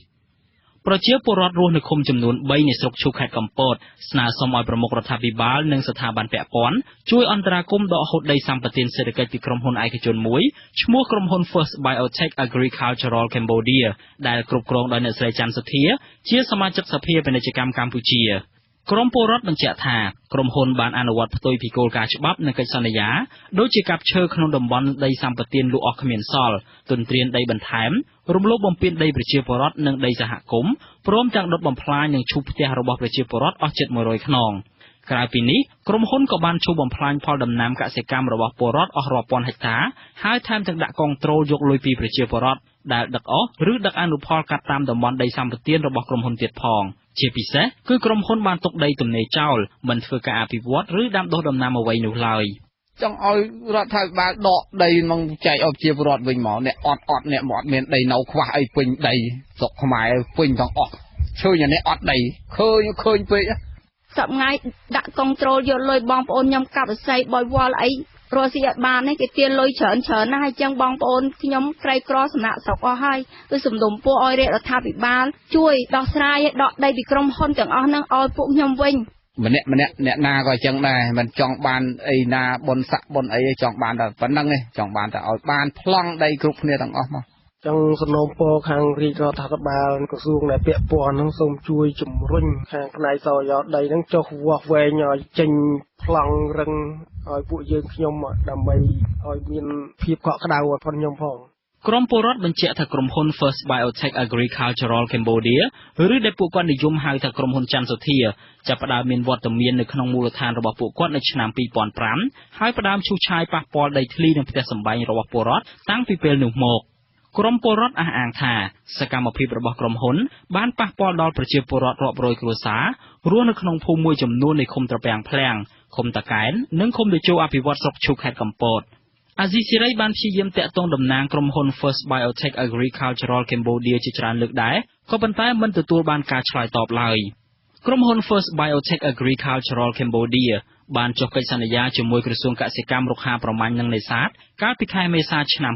2005ដោយទទួលបានដីសម្បត្តិសេដ្ឋកិច្ចចំនួន 10000 ហិកតានៅស្រុកឈូខេត្តកំពតសម្រាប់ការដាំដុះដំណាំកសិឧស្សាហកម្មនិងចិញ្ចឹមសត្វកិច្ចសន្យានេះមានរយៈពេល70ឆ្នាំហើយផែនការប្រើប្រាស់ដីរបស់ក្រុមហ៊ុនមានរយៈពេល10ឆ្នាំទោះបីជាបែបនេះក្តីក្រមប្រជាពលរដ្ឋអះអាងថា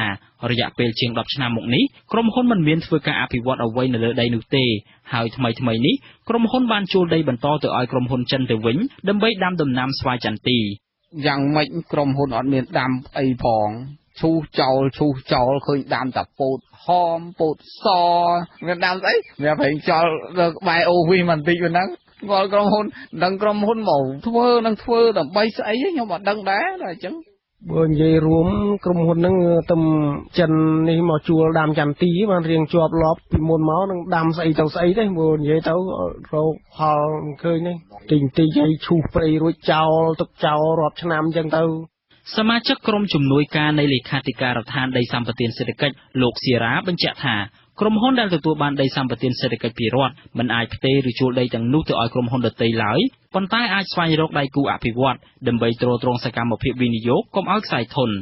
លោកបន្តថាលេខាធិការដ្ឋានដីសម្បត្តិសេដ្ឋកិច្ចដែលមានសមាជិកភាពចម្រុះពីអន្តរក្រសួងកំពុងសិក្សានិងវិតម្លៃសកម្មភាពរបស់ក្រុមហ៊ុនដែលទទួលបានដីសម្បត្តិសេដ្ឋកិច្ចហើយបើរកឃើញថាក្រុមហ៊ុនណាប្រព្រឹត្តផ្ទុយនឹងគោលការណ៍ច្បាប់នោះលេខាធិការដ្ឋានដីសម្បត្តិសេដ្ឋកិច្ចនឹងផ្ញើរបាយការណ៍ទៅថ្នាក់ដឹកនាំរដ្ឋាភិបាលដើម្បីដកហូតដីទាំងនោះពីក្រុមហ៊ុនវិញ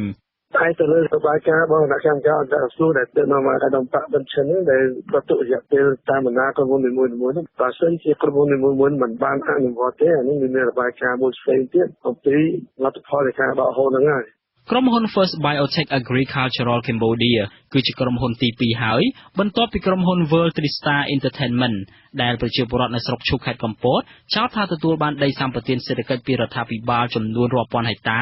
តែមិនមានសកម្មភាពអភិវឌ្ឍនៅលើដីទាំងនោះឡើយហើយដែលប្រជាពលរដ្ឋស្នើឲ្យរដ្ឋាភិបាលដកហូតដីពីក្រុមហ៊ុនទាំងពីរយកមកចែកជូនពលរដ្ឋវិញ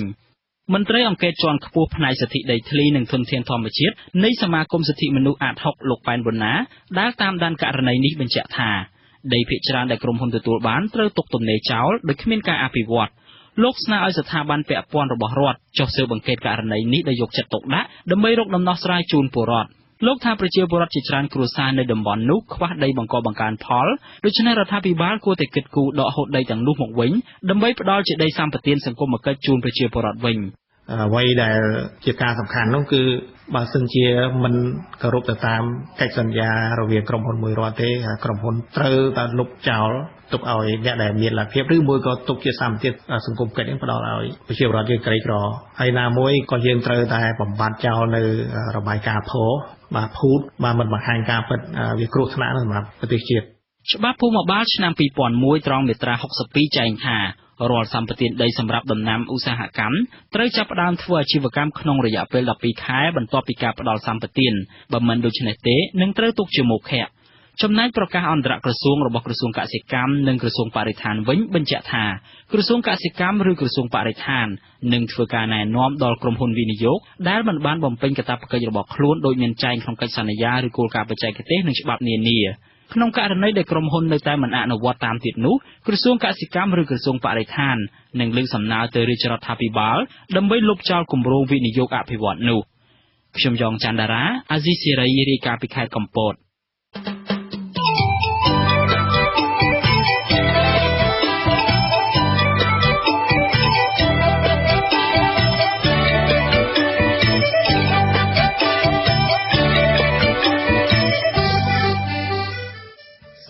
ជិកសហគមន៍ជនជាតិដើមភាគតិចឃុំពយស្រុកអូជុំខេត្តរតនគិរីបារម្ភពីការបាត់បង់ប្រពៃណីត្បាញក្រណាត់និងសិប្បកម្មគ្រឿងសម្ភារៈប្រើប្រាស់បែបប្រពៃណីដោយសារតែវត្ថុធាតុដើមថ្លៃនិងគ្មានទីផ្សារសម្រាប់គាំទ្រការផលិតគ្រឿងប្រើប្រាស់ទាំងនោះលោករដ្ឋាភិបាលរាយការណ៍លម្អិតអំពីរឿងនេះសិប្បករជនជាតិដើមភាគតិចនៅខេត្តរតនគិរីកាន់តែតិចទៅដែលនៅប្រកបរបរត្បាញក្រណាត់ឬផលិតគ្រឿងសម្ភារៈបែបប្រពៃណីសម្រាប់ប្រើប្រាស់ក្នុងសហគមន៍និងលក់ចេញទៅទីផ្សារការថយចុះនេះកើតមានឡើងបន្ទាប់ពីសម្ភារៈប្រើប្រាស់សម័យថ្មីហូរចូលទីផ្សារនិងតំបន់សហគមន៍រស់នៅសម្បូរបែបមានតម្លៃថោកជាងសម្ភារៈដែលផលិតបែបប្រពៃណីមានតម្លៃថ្លៃនិងគ្មានទីផ្សារសហគមន៍ភូមិកញ្ជើញស្ថិតក្នុងឃុំពយនៅចម្ងាយប្រមាណ20គីឡូម៉ែត្រពីក្រុងបាឡុងប្រជាប្រដ្ឋដែលជាអ្នកអភិរក្សវប្បធម៌តម្បាញក្រណាត់សម្រាប់ផលិតជាសម្លៀកបំពាក់និងជាសិប្បករផលិតសម្ភារៈប្រើប្រាស់បុរាណដូចឆ្កាផាកញ្ជើល្អីច្រើនចំនួនមកហើយបច្ចុប្បន្នអ្នកភូមិបានបោះបង់ប្រពៃណីនេះស្ទើរគ្មានអ្នកត្បាញឬផលិតវត្ថុប្រើប្រាស់ទាំងនោះទៀតឡើយនៅគ្រប់គេហដ្ឋានស្ត្រីដែលធ្លាប់អង្គុយត្បាញក្រណាត់បានបោះបង់ចោលកីតម្បាញហើយកាន់កាំបិតជាប់ជំរះស្មៅធ្វើចំការឬធ្វើស្រែជំនួសវិញជនមង្គលសហគមន៍លោកសវណ្ណសេងក៏សម្គាល់ថា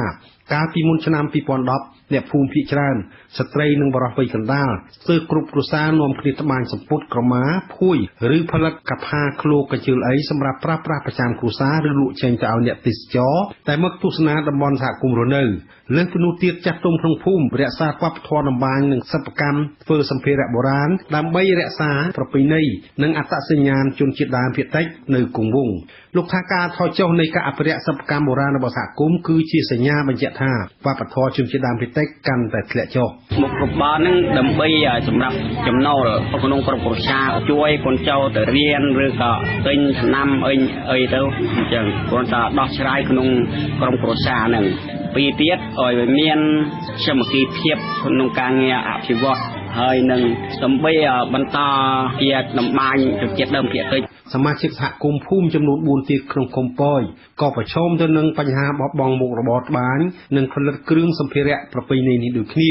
សមាជិកសហគមន៍ជាបន្តបន្ទាប់បានចាប់យកអាជីពលក់ដូរឬដាំដំណាំកសិឧស្សាហកម្មដើម្បីបង្កើនសេដ្ឋកិច្ចគ្រួសារគ្រូបង្រៀនប្រចាំភូមិកញ្ជើញលោកចាងសរុនបញ្ជាក់ថាសម្ភារៈទំនើបនៅទីផ្សារបានជំរុញឲ្យអ្នកភូមិបោះបង់សម្លៀកបំពាក់ឬគ្រឿងប្រើប្រាស់ប្រពៃណីចោលជាពិសេសសម្លៀកបំពាក់សម័យថ្មីមានតម្លៃថោកនាំចូលពីបរទេសលោកបន្តថាវត្ថុធាតុដើមក្នុងព្រៃកាន់តែខ្សត់រីឯអ្នកភូមិដែលនៅប្រកាន់ប្រពៃណីត្បាញក្រណាត់ទៅទិញវត្ថុធាតុដើមពីផ្សារមានតម្លៃខ្ពស់ហេតុនេះតម្លៃផលិតផលរបស់សហគមន៍មិនអាចប្រកួតប្រជែងជាមួយផលិតផលសម័យបានឡើយឥឡូវហ្នឹងគេឈប់ហើយដូចជាប៉ឹងហើយស្រងហ្នឹងយើងប្រើប្រាស់តែសម្ភារៈនៅផ្សារហើយទិញនឹងគេលែងឈប់ត្បាញបើកផាអីគេមានត្បាញមកកសាពីកសាគាត់សម្រាប់ពីស្ទែខ្លះអាខ្លះគេមានលុយចន្ទីលុយអីហ្នឹងគេមានបានចំណូលគេអាចទៅទិញពោជុះអាចជុះយ៉ាងហ្នឹងមួយតែប្រមាណពាន់គេអាចទិញបានកាលពីមុនឆ្នាំ2005ព្រៃឈើនៅមានបរិមាណច្រើនក្នុងតំបន់សហគមន៍រស់នៅអ្នកភូមិជួបព្រៃរកវត្ថុធាតុដើមពីឈើធម្មជាតិផលិតជាទឹកថ្នាំជ្រលក់អំបោះត្បាញរីឯឫស្សីដុះក្នុងព្រៃវល្លិផ្ដៅក៏មានសម្បូរដែលសហគមន៍អាចជួបព្រៃរកវត្ថុធាតុដើមទាំងនោះមកកែច្នៃសម្រាប់សិប្បកម្មបុរាណដោយមិនមានចំណាយប្រាក់ក៏ប៉ុន្តែបច្ចុប្បន្នព្រៃឈើទាំងនោះបានបាត់បង់អស់ស្ទើរគ្មានសល់ដែលធ្វើឲ្យអ្នកភូមិត្រូវការទិញវត្ថុធាតុដើមពីទីផ្សារឬទិញបន្តពីតំបន់ដែលមានវត្ថុធាតុដើមទាំងនោះសមាជិកក្រុមប្រឹក្សាឃុំពយលោកញៀវមួយបញ្ជាក់ដែរថាតម្លៃវត្ថុធាតុដើមថ្លៃគឺជាកត្តាសំខាន់ដែលធ្វើឲ្យការផលិតរបស់ជនជាតិដើមមានតម្លៃខ្ពស់មិនអាចលក់ដាច់ដោយផលិតផលក្នុងស្រុកលើសពីនោះទៀតការផលិតវត្ថុបែបបុរាណត្រូវចំណាយពេលយូរថ្ងៃរីឯប្រាក់ចំណេញបានតិចតួចមិនសមល្មមទៅនឹងកម្លាំងពលកម្មទើបសហគមន៍បោះបង់អាជីពនេះជាបន្តបន្ទាប់លោកថាបច្ចុប្បន្នក្រុមអង្គការសង្គមស៊ីវិលដែលធ្លាប់ជួយផ្ដល់មូលនិធិនិងរកទីផ្សារជូនសហគមន៍ក៏បានបញ្ចប់គម្រោងហេតុនេះសហគមន៍គ្មានលទ្ធភាពប្រកបរបរប្រពៃណីបន្តបានឡើយក្រុមខេនដូអ្នកទទួលពីមុននឹងទទួលទិញខ្ញុំគឺពីមុននឹងអ្នកទទួលក្នុងថ្នាក់ឃុំមាន5ភូមិកុយតងាយកញ្ជើងក្រេះម៉ាយឥឡូវគេឈប់ត្បាញហើយបច្ចុប្បន្ននេះផលិតផលសិប្បកម្មរបស់ជនជាតិដើមភាគតិចមានលក់នៅទីផ្សារតាមរយៈក្រុមអាជីវករកែច្នៃគ្រឿងសម្ភារៈនោះទៅតាមការនិយមបែបសម័យថ្មីក្រណាត់តម្បាញត្រូវបានច្នៃជាថង់កាបូបស្ពាយស្រោមទូរស័ព្ទសម្លៀកបំពាក់ម៉ូដថ្មីជាកន្សែងបង្កចំណែកសម្ភារៈប្រើប្រាស់ដូចជាឃ្លោកកញ្ជើអីធ្នូស្នា ត្រូវបានផ្នែកជាវត្ថុអនុស្សាវរីយ៍សម្រាប់ទាក់ទាញអ្នកទេសចរទិញតាំងលម្អនៅគេហដ្ឋានឬបន្ទប់ធ្វើការស្ត្រីលក់គ្រឿងសម្ភារៈសិប្បកម្មជនជាតិដើមភាគតិចនៅបឹងយ៉ាឡោមឈ្មោះស្រីមីនបញ្ជាក់ថាប្រាក់ចំណូលពីការលក់វត្ថុអនុស្សាវរីយ៍ដែលជាផលិតផលរបស់សិប្បកម្មជនជាតិដើមភាគតិចនៅមានកម្រិតតិចជាពិសេសវត្ថុទាំងអស់នោះមានតែអ្នកទេសចរបរទេសច្រើននិយមទិញអ្នកស្រីបារម្ភថាអនាគតផលិតផលជនជាតិដើមនឹងបាត់បង់ពីទីផ្សារប្រសិនសហគមន៍ឈប់ផលិតទូចមួយខែបាន 6-7 ម៉ឺនមួយខ្លះណាចំណេញបាន 2000 3000 នេះរបស់របរនេះខ្ញុំទិញមកប៉ុន្តែអាចស្លៀកពាក់តែជនជាតិអីបានมันមានតួលេខជាក់លាក់តាក់ទិនសហគមន៍ជនជាតិដើមភាគតិចនៅខេត្តរតនគិរីដែលនៅអភិរក្សសិល្បៈត្បាញក្រណាត់និងសិប្បកម្មផលិតសម្ភារៈប្រើប្រាស់បែបបុរាណនោះទេក៏ប៉ុន្តែមន្ត្រីអង្គការសង្គមស៊ីវិលដែលធ្វើការផ្ទាល់ជាមួយសហគមន៍បារម្ភថាប្រសិនគ្មានការអភិរក្សជាក់លាក់ទេប្រពៃណីតម្បាញនិងសិប្បកម្មបុរាណរបស់ជនជាតិដើមភាគតិចខេត្តរតនគិរីនឹងគ្មានអ្នកបន្តវេនឡើយខ្ញុំរដ្ឋាវិសាលអាស៊ីសេរីរាយការណ៍ពីខេត្តរតនគិរី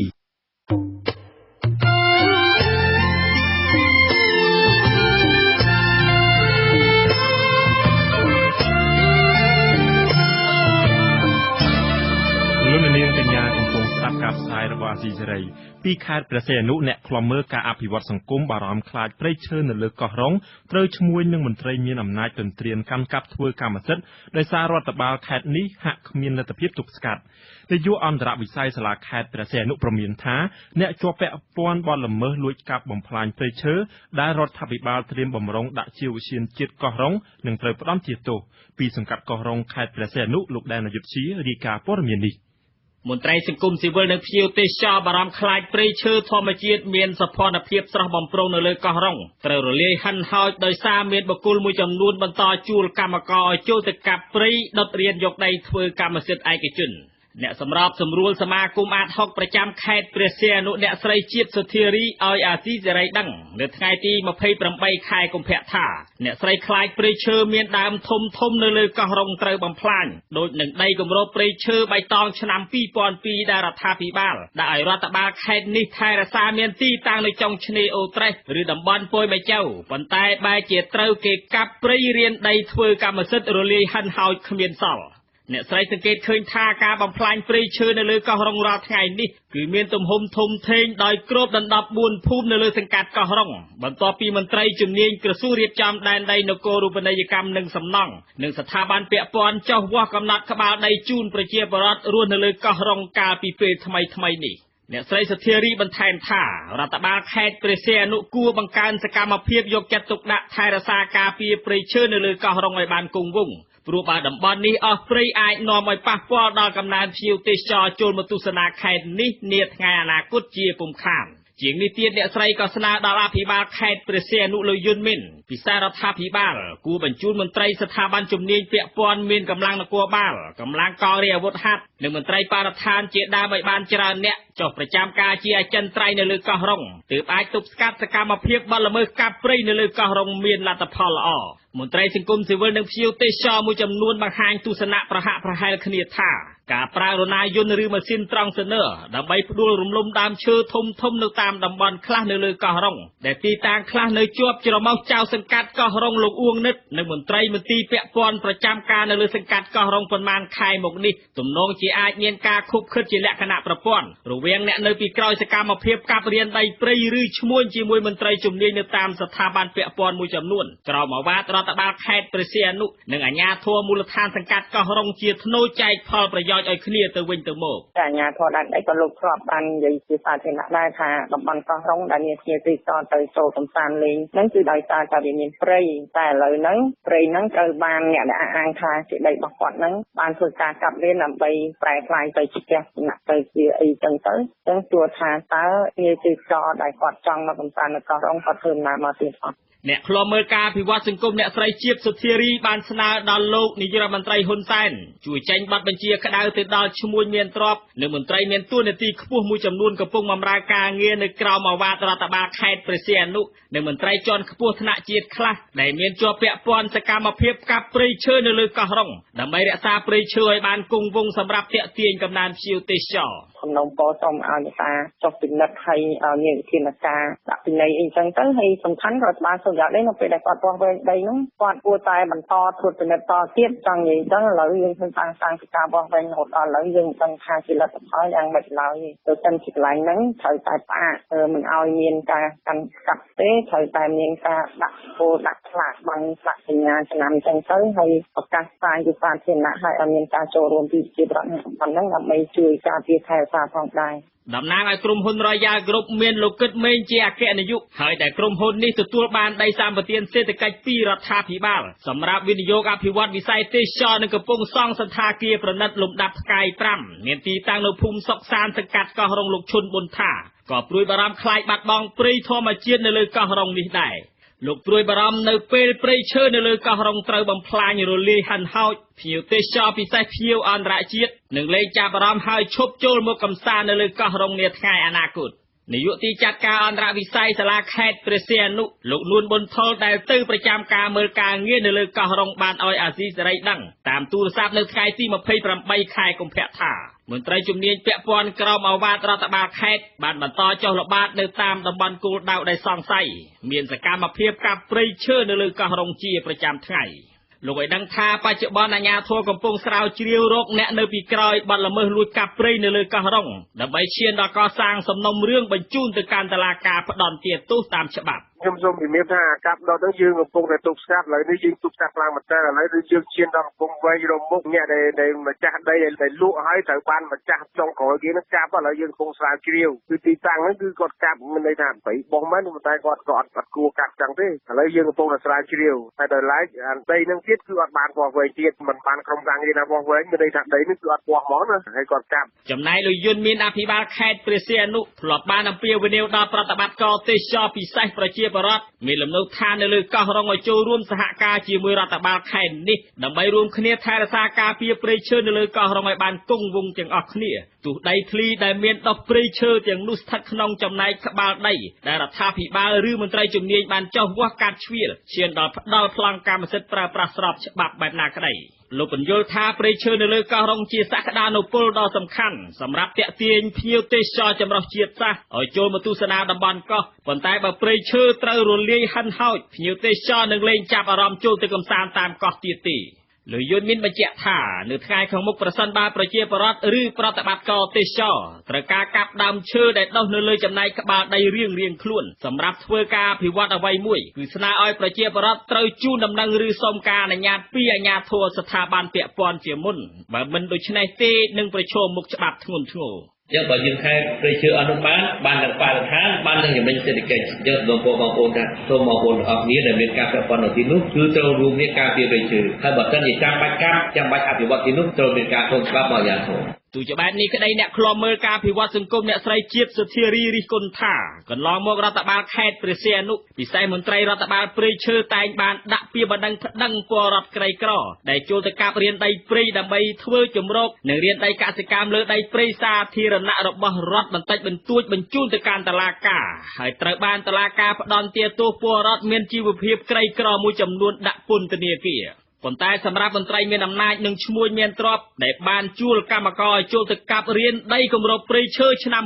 2002មានទីតាំងនៅតំបន់ពោយមកចៅចុងឆ្នេរអូត្រេសនិងដីព្រៃឈើមានដើមធំនៅលើកោះរងជាដើមមិនត្រូវបានស្ថាប័នរដ្ឋបាលព្រៃឈើឬមន្ត្រីបរិស្ថានខេត្តព្រះសីហនុចេញមកទប់ស្កាត់ឬប្តឹងអ្នកប្រព្រឹត្តល្មើសទៅកាន់តុលាការឲ្យតាមចាប់ជនល្មើសទៅផ្តន្ទាទោសនោះទេអ្នកស្រីសុធារីទទូចដល់រដ្ឋបាលខេត្តព្រះសីហនុពិសេសមន្ត្រីរដ្ឋបាលព្រៃឈើខេត្តនេះគួរពិចារណារាល់ទង្វើនិងសកម្មភាពរបស់ខ្លួនដែលបានអនុវត្តច្បាប់កន្លងមកថាតើបានអនុវត្តស្មើភាពគ្នារវាងមន្ត្រីមានអំណាចឈ្មួញមានទ្រព្យនិងពលរដ្ឋក្រីក្របានត្រឹមត្រូវដែរឬយ៉ាងណាកាលពីថ្ងៃទី15ខែកញ្ញាឆ្នាំ2016រដ្ឋាភិបាលកម្ពុជាតាមរយៈក្រសួងបរិស្ថានបានសម្រេចបង្កើតតំបន់ការពារធម្មជាតិចំនួន2បន្ថែមទៀតនៅខេត្តព្រះសីហនុរួមមានឧទ្យានជាតិកោះរងនិងតំបន់អភិរក្សបឹងទឹកសាបបឹងព្រែកទុបឲ្យក្លាយជាឧទ្យានជាតិខ្ញុំដែរនាយុទ្ធជាពីសង្កាត់កោះរងខេត្តព្រះសីហនុ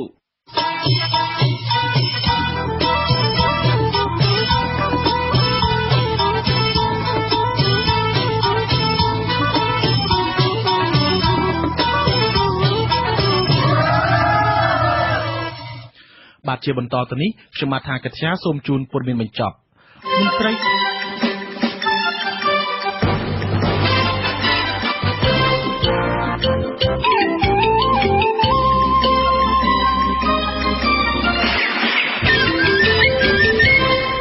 មន្ត្រីគណៈបកសង្គ្រោះជាតិអះអាងថាគណៈបកមិនចាប់អារម្មណ៍នឹងការបែកធ្លាយសារសម្លេងសម្ងាត់រវាងលោកនាយករដ្ឋមន្ត្រីហ៊ុនសែន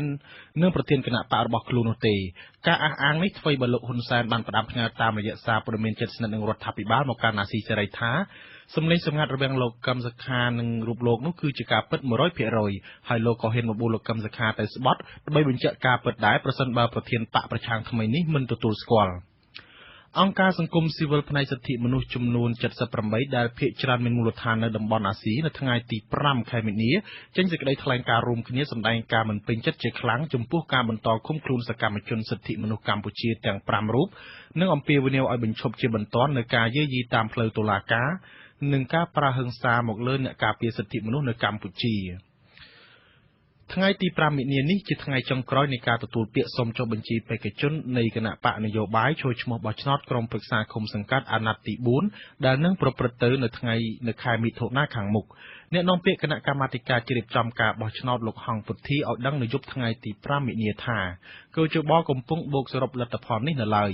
គិតត្រឹមថ្ងៃទី4មិនិនាម្សិលមិញមានគណៈបកនយោបាយចំនួន12បានដាក់ពាក្យទៅគណៈកម្មការឃុំសង្កាត់រៀបចំការបោះឆ្នោតដើម្បីសុំចុះបញ្ជីបេក្ខជនរបស់ខ្លួនគណៈបកទាំង12នោះរួមមានគណៈបកប្រជាជនកម្ពុជាគណៈបកសង្គ្រោះជាតិគណៈបកហ៊ុនស៊ិនពេជ្រគណៈបកសម្ព័ន្ធដើម្បីប្រជាធិបតេយ្យគណៈបកសម្បុកឃុំសង្គមប្រជាធិបតេយ្យគណៈបកប្រជាធិបតេយ្យមូលដ្ឋានគណៈបកខ្មែររួបរวมជាតិគណៈបកសញ្ជាតិកម្ពុជាគណៈបកសាធារណរដ្ឋប្រជាធិបតេយ្យគណៈបកយុវជនកម្ពុជាគណៈបកអំណាចខ្មែរគណៈបកជនជាតិដើមប្រជាធិបតេយ្យកម្ពុជាយុវជននៃសមាគមនិស្សិតបញ្ញវន្តខ្មែរនិងយុវជនមហានគរបន្តបេសកកម្ម100រាត្រីដែលជារបស់លោកបណ្ឌិតកែមលីចូលដល់រាត្រីទី16យុវជនអះអាងថាពួកគេនឹងបន្តបេសកកម្មនេះរហូតដល់គោលដៅ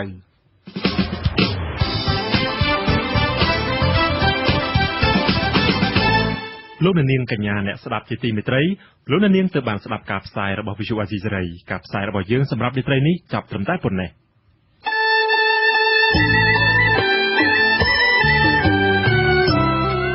វិទ្យុអាស៊ីសេរីផ្សាយតាមរយៈរលកធាតុអាកាសខ្លីឬ Shortwave តាមកម្រិតនិងកម្ពស់ដូចតទៅនេះពេលព្រឹកចាប់ពីម៉ោង 5 កន្លះដល់ម៉ោង 6 កន្លះម៉ោងនៅកម្ពុជាលោកអ្នកនាងអាចស្ដាប់វិទ្យុអាស៊ីសេរីតាមរយៈរលកធាតុអាកាសខ្លី 11850 kHz ស្មើនឹងកម្ពស់ 25m ពេលយប់ចាប់ពីម៉ោង 7 កន្លះដល់ម៉ោង 8 កន្លះតាមរយៈរលកធាតុអាកាសខ្លី 13740 kHz ស្មើនឹងកម្ពស់ 22m លោកអ្នកនាងក៏អាចស្ដាប់ការផ្សាយផ្ទាល់របស់អាស៊ីសេរីតាមប្រព័ន្ធអ៊ីនធឺណិតដែលចូលទៅកាន់គេហទំព័រ www.afa.org/ ខ្មែរនិងស្ដាប់តាមការផ្សាយបន្តរបស់វិទ្យុ FM មួយចំនួនដូចតទៅវិទ្យុស្ទឹងខៀវ FM 98.70 MHz នៅខេត្តបាត់ដំបងនិង FM 88.30 នៅខេត្តបន្ទាយមានជ័យដែលផ្សាយនៅពេលព្រឹកចាប់ពីម៉ោង 7 ដល់ម៉ោង 8 និងពេលយប់ចាប់ពីម៉ោង 9 ដល់ម៉ោង 10វិទ្យុកំពង់ចាម FM 99.70 MHz នៅខេត្តកំពង់ចាមដែលផ្សាយនៅពេលព្រឹកចាប់ពីម៉ោង 7 ដល់ម៉ោង 8 និងពេលយប់ចាប់ពីម៉ោង 8 ដល់ម៉ោង 9 យប់វិទ្យុសំឡេងកូនខ្មែរ FM 88.70 MHz នៅខេត្តកំពតដែលផ្សាយនៅពេលព្រឹកចាប់ពីម៉ោង 7 ដល់ម៉ោង 8 និងពេលយប់ចាប់ពីម៉ោង 9 ដល់ម៉ោង 10វិទ្យុស្ត្រី FM 102 MHz នៅភ្នំពេញFM 104.25 MHz នៅខេត្តកំពង់ធំនិង FM 102 MHz នៅខេត្តស្វាយរៀងដែលផ្សាយនៅពេលព្រឹកចាប់ពីម៉ោង 7 ដល់ម៉ោង 8 និងពេលយប់ចាប់ពីម៉ោង 10 កន្លះដល់ម៉ោង 11 កន្លះវិទ្យុសំមុខឃុំ FM 105 MHz ដែលផ្សាយនៅពេលព្រឹកចាប់ពីម៉ោង 6 ដល់ម៉ោង 7 និងពេលយប់ចាប់ពីម៉ោង 8 កន្លះដល់ម៉ោង 9 កន្លះវិទ្យុ FM 90 MHz នៅភ្នំពេញវិទ្យុឃ្លាំងមឿង FM 90.25 MHz នៅខេត្តបាត់ដំបងវិទ្យុស្ទឹងសែន FM 88.5 MHz នៅខេត្តកំពង់ធំនិងវិទ្យុគិរីដងរែក FM 90.25 MHz នៅខេត្តឧត្តរមានជ័យដែលផ្សាយនៅពេលព្រឹកចាប់ពីម៉ោង 6 កន្លះដល់ម៉ោង 7 កន្លះនិងពេលយប់ចាប់ពីម៉ោង 9 កន្លះដល់ម៉ោង 10 កន្លះវិទ្យុអង្គររដ្ឋា FM 95.5 MHz នៅខេត្តសៀមរាបដែលផ្សាយនៅពេលព្រឹកចាប់ពីម៉ោង 7 ដល់ម៉ោង 8 និងពេលយប់ចាប់ពីម៉ោង 8 កន្លះដល់ម៉ោង 9 កន្លះ ក្រៅពីនេះលោកអ្នកនាងក៏អាចអាននិងទស្សនាព័ត៌មានវិទ្យុអាស៊ីសេរីលើទូរស័ព្ទដៃរបស់លោកអ្នកផ្ទាល់សូមលោកអ្នកនាងចូលទៅកាន់បណ្ដាញសង្គម Facebook ដែលមានអាសយដ្ឋាន www.facebook.com/rfa cambodia និង YouTube www.youtube.com/rfa khmer video សូមលោកអ្នកនាងចុច like និងចុច Subscribe ដើម្បីទទួលបានព័ត៌មានថ្មីទាន់ហេតុការណ៍និងទស្សនាវីដេអូផ្សេងៗទៀតបានគ្រប់ពេលវេលាយើងខ្ញុំសូមជូនពរដល់លោកអ្នកនាងព្រមទាំងក្រុមគ្រួសារទាំងអស់ឲ្យជួបប្រកបតែនឹងសេចក្តីសុខចម្រើនរុងរឿងកុំបីឃ្លៀងឃ្លាតឡើយលោកថាកញ្ញានិងខ្ញុំបាទតាមតើព្រមទាំងក្រុមការងារអាស៊ីសេរីទាំងអស់សូមអរគុណនិងសូមជម្រាបលារាត្រីសួស្តី